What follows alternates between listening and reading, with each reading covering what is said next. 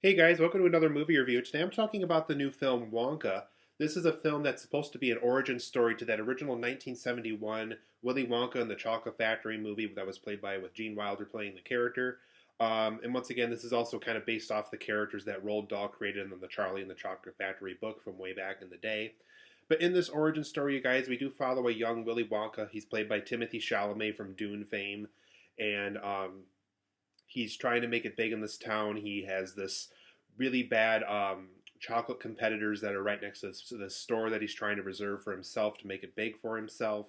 But he runs into conflicts around the way. There's contracts. There's people that want him to come work for him. They don't want him to succeed in having a chocolate business. These other chocolate competitors want him out of the town. They want to have all the sales for the chocolate. They want to keep the chocolate expensive as they can, make it not accessible to everybody. One guy is even against, one of his competitors is even against having his chocolate sold to poor people. They make it pretty loud and clear with that. So Willy Wonka decides to do a different approach. He decides to make his chocolate more accessible to everybody. He wants it to be one of the cheaper chocolates you can buy in this town. He always tries to make his events and his store openings and his store events as big as he can. He tries to make them public events. So he's doing everything that he can to make sure that his chocolate business succeeds. And so over the course of this movie, him and a new friend that he makes, her name is Noodle. Him and Noodle basically have to survive this town that really wants them out, that really does not want them there. And they have to figure out, kind of as business partners, as two people that really kind of just want to get out, um, leave kind of their poorer lifestyle behind, because Willy Wonka really doesn't have a lot of money at the beginning of this movie.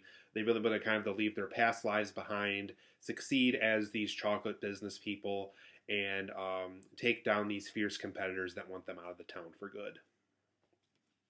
But overall, guys, I really enjoyed Wonka a lot. This is actually a film I was really looking forward to just because I grew up with the old Willy Wonka and the Chocolate Factory movie from years back. Definitely a film that my parents kind of threw at me that I definitely kind of fell in love with right away. As a kid growing up, I had the old Clam VHS tape that was stuck in like a foam container. So I definitely watched it all the way back then, and I still love that story today. I also really like the Charlie and the Chocolate Factory book, and I would also say on record too, I'm also a pretty big Roald Dahl fan. I love a lot of his books.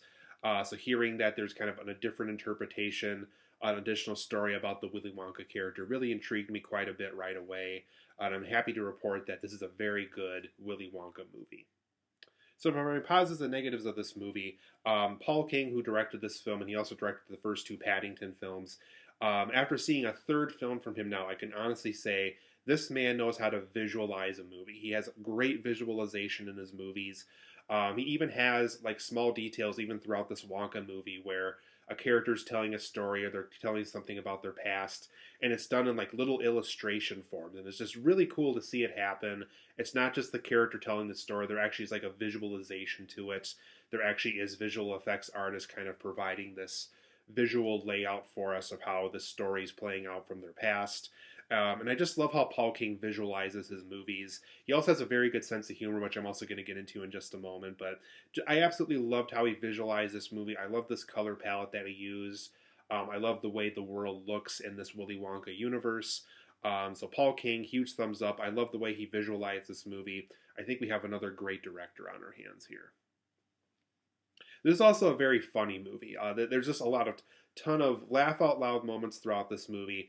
There's a scene that I won't spoil here, but there's a scene involving a man in his underwear that's one of the funniest things I've probably seen in a long time. Easily one of the funniest jokes I've seen in a film in 2023 so far. Just really, really funny.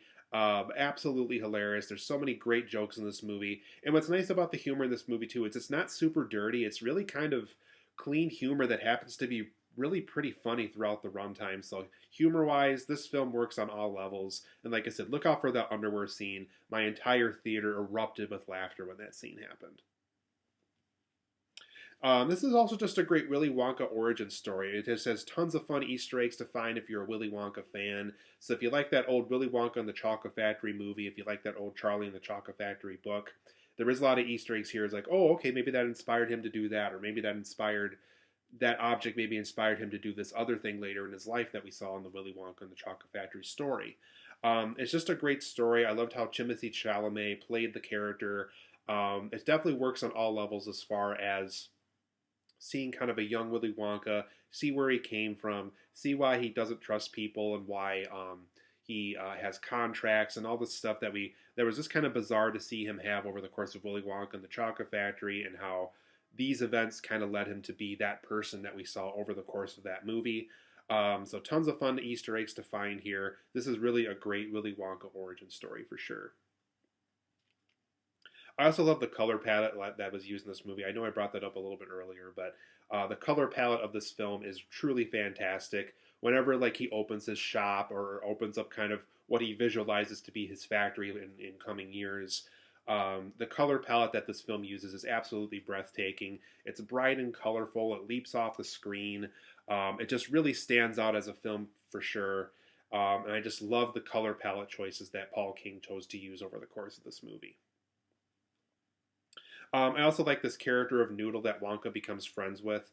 I would even go so far as to say as Wonka and Noodle's friendship over the course of this movie is really kind of the heart and soul of this film. It really is kind of the part of the movie where it really kind of gets you invested as the viewer because you do care about these two individuals. You do want them to get big. You do want them to have all their dreams come true.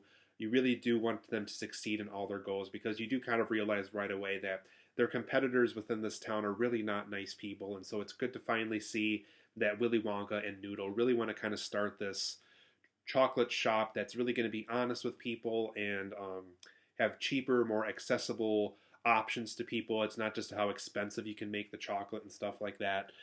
So I like their friendship over the course of this film. It really is kind of the beating heart of this movie. Hugh Grant plays an Oompa Loompa in this movie, and he's absolutely hilarious. I think his character's name is Lofty also, so we do get to kind of learn more about him over the course of this movie. Every joke that he had, everything he had to do, everything that kind of emphasized that he was a really small Oompa Loompa, I thought was all very effective here. So huge thumbs up once again to Hugh Grant. Loved his Oompa Loompa character. It was a lot of fun to watch over the course of this movie. And overall, I would just say this is a great film to release around the holidays. So Warner Brothers really was smart with releasing this film around this time of year. Even though it's not necessarily a Christmas movie, there's just a lot of things about it that really remind you of Christmas, like the chocolate treats. I think this film takes place at winter, so you see like the snow falling down on the ground and stuff like that. It just has like a very magical, whimsical feeling to it. And I think that's a very appropriate kind of movie to release around the Christmas season. So huge thumbs up to that to Warner Brothers. Loved how they handled that for their release for this movie.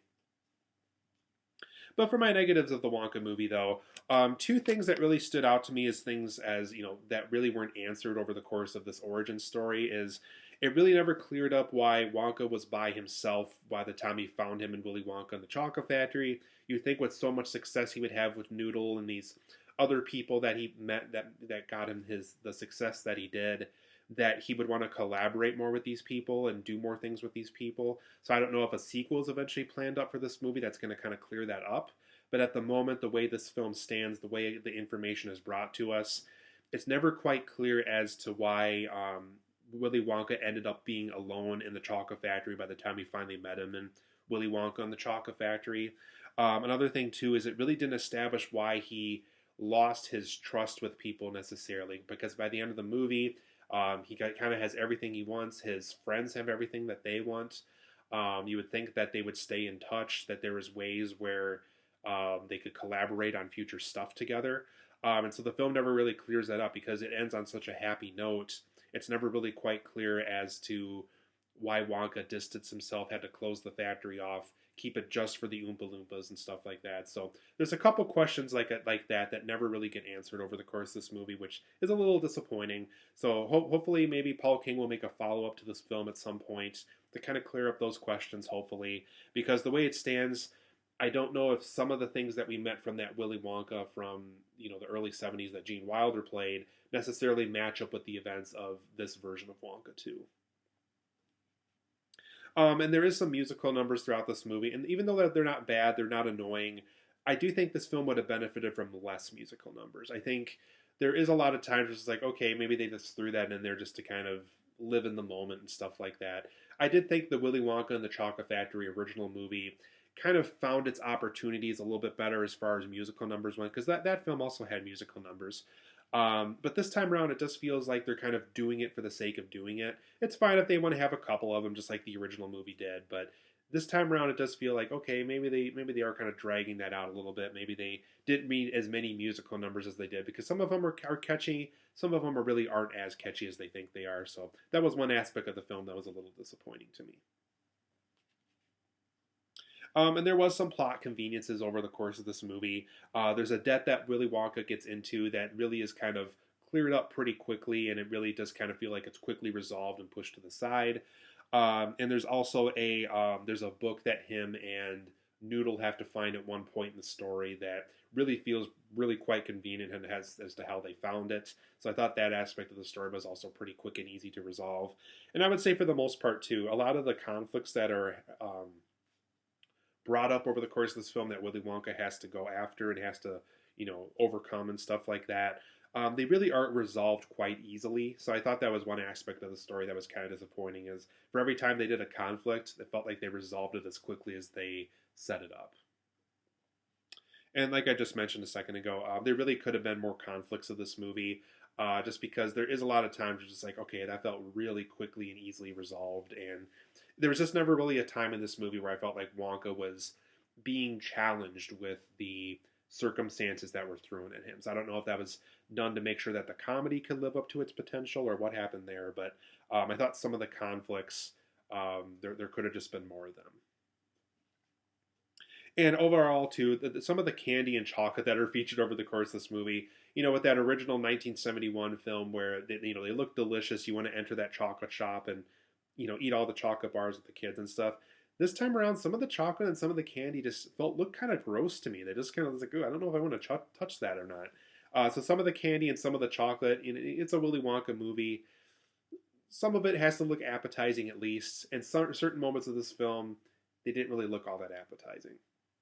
But overall, I'm going to give Wonka a 9 out of 10. It's a wonderful movie. I absolutely loved it. Paul King is definitely another great director to keep on our radar. I just love his visualization and his humor in his movies. It's a great Willy Wonka origin story. A great color palette for the movie. Wonka and Noodle have a great friendship. Hugh Grant's Oompa Loompa is fantastic. It's a great film to watch around the holidays. But like I said, there's just enough negatives here where it's not a perfect movie. It's not going to surpass the original or anything like that. The original Gene Wilder film is still my favorite, but 9 out of 10 for me. I highly recommend seeing it. Be sure to see Wonka. It's a fantastic movie.